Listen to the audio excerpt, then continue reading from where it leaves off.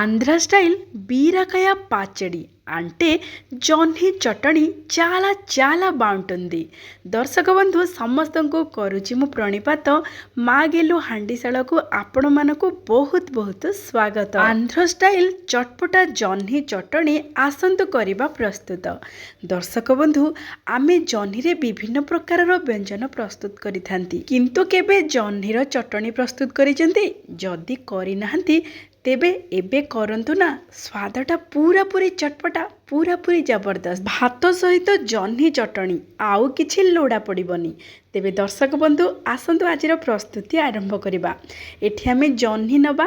जह्नी को प्रथमे भल भाबरे धोई देबा। एमिति कि जह्नी चोपारे मध्य चटणी प्रस्तुत करा जाए पूरापूरी एई प्रणाली रे। आज किंतु आमे जह्नी सहित जह्नी चोपारे प्रस्तुत करिबा। बेस स्वादिया लागिबो। आपण माने चाहिले केवल जह्नी रे मध्य प्रस्तुत करि परिबे। जेहेतु आमे टिके चोपा सहित जह्नी को चटणी रे प्रस्तुत करिबा, सेथि पई भल भाबरे जह्नी को पूरापूरी 2-3 थर धोई देबा, जहा फल कि ऊपर परिष्कार होइके धोई हो जिवो जह्नी। तापरे आमे ताको काटिबा। जह्नी को काटी सारिबा परे धोइबानी, नहले बहुत पानी बाहरिबो। सेथि पई प्रथमे धोई देबे, तापरे काटिबे। आमे जेहेतु चोपा सहित जह्नीर चटणी आज प्रस्तुत करिबा, आमे एठी कसी जह्नी नबा। पूरापूरी नरम जह्नी, ता सहित ऊपर चोपटा हल्का आपण माने चांछि पारिबे, नचेत पूरापूरी चोपा को काटिकी मध्य एमिति प्रस्तुत करि पारिबे। एठी मो जह्नीर चोपा को हल्का चांछि देइछि, तापर एमिति छोट छोट खंड करिकी काटि देइछि। जेते छोट छोट खंड करिकी काटिबे, बहुत शीघ्र चटणी हमर प्रस्तुत हो जिवो, मात्र 5 ରୁ 7 मिनिट भितरे। एबे आमे गोटे कड़ाई हो कि गोटे हांडी हो नहीं जिबा। सेथिरे दे दबा गोटे बड़ चामच तेल, तापरे सेथिरे दबा गोटे छोट चामच जीरा, गोटे बड़ चामच धनिया, गोटे छोट चामच बिरी डाली, 2 बड़ चामच चीना बादाम, गोटे बड़ चामच राशि। ए सब को देकी आमे मात्र 2 ରୁ 3 मिनिट पई टिके कम जाल रे भाजी दबा, जहा फल रे कि चीना बादाम, राशि, बिरी डाली ए सब बढ़िया भाव में भाजी कि पूरापूरी कड़क होकर क्रिस्पी हो जिवो। तापरे किछि दबा कंचा लंका काटिकी, तापरे किछि धनिया पत्र मध्य दे देबा। धनिया पत्र नाड़ सहित नेबे, बहुत बढ़िया स्वाद और बहुत बढ़िया बास्ना आसीबो। तापरे आमे जह्नी को जो छोट छोट खंड करके काटिकी रखिथिले एठी दे देबा। जह्नी दे सारिबा परे आमे एठी नबा 2टी मध्यम आकारर टमाटो, ता सहित अल्प टिके तेंतुड़ी। ए चटणी टिके खट्टा राग लुणी होकि चटपटा होकि प्रस्तुत हम। तापरे दे देबा स्वाद अनुसार लुण, आधा छोट चामच हलदी गुंड। ए सब को आमे भल भाबरे टिके मिसई देबा। आउ लो मीडियम फ्लेम करिकी ताकू घोड़े की रखिदेबा किछि समय पई, 4 ରୁ 5 मिनिट पई, जहा फल रे कि जह्नी बढ़िया भाव में सीझी जीव भाजी होकि।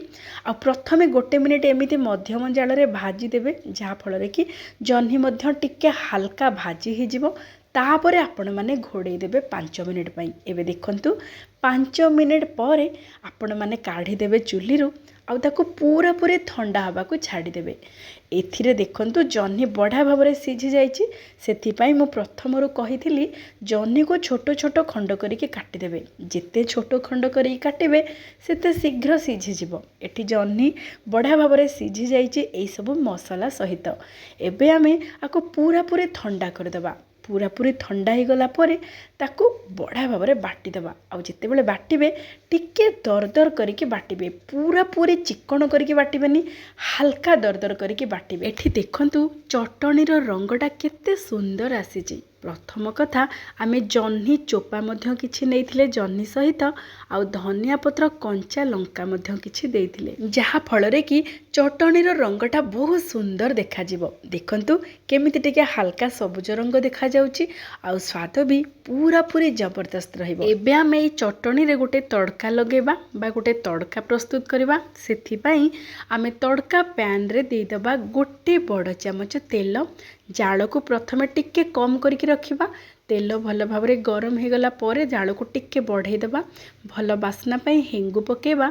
आउ गोटे छोट चामच दबा जीरा, गोटे छोट चामच दबा सोरिष। जीरा सोरिष फुटी गला पर किछि भृसंग पत्र पकेदेबा। भृसंग पत्र बढ़ा भाव में पूरा पूरी क्रिस्पी हो गला पर सुखिला लंका मध्य गोटे पकेदेबा। एबे हमर छुंक बा तड़का प्रस्तुत हो जाइछि। आमे चटनी रे दे देबा। छुंक को बास्ना बहुत बढ़िया रहिबो। ता सहित स्वाद भी बहुत भल। आपण माने थरे प्रस्तुत करंतु।